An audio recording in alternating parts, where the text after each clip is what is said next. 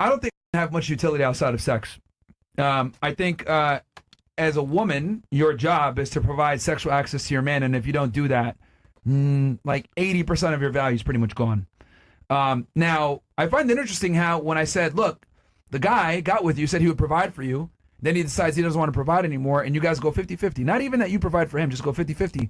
And most of you said you would leave. It's finished, yeah. And the reason for that is there's this thing called Briffelt's Law. Can we pull that up on Google real quick for the ladies? Briffelt's Law?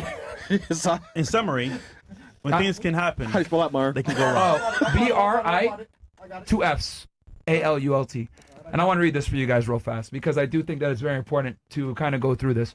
So Briffelt's Law, known as Briffelt's Law of the Animal Family, states that in family societies, the female, not the male, determines the conditions of family life. This means that if the female doesn't see a benefit in associating with the male, no such association will occur.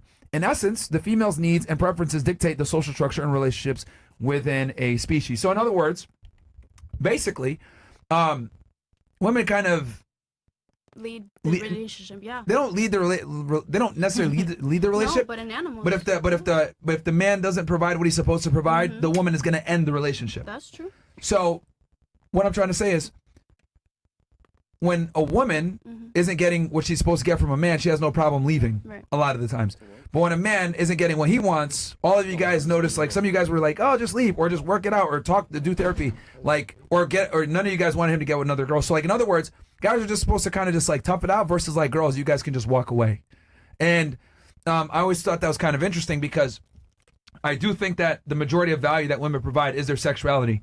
That phone call kind of proves that. He's only been friends with you all this time. You think it's to be friends with you, but the reality is he's had ulterior motives the whole time. And it's because it comes back to what I said.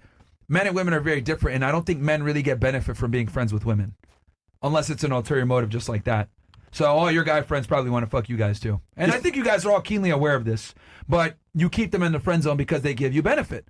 Right? You get male, see she's nodding her head. They give you male energy, advice, protection. Safety, you basically get all the benefits of a boyfriend without having to fuck him. Also, Uber, personal Uber.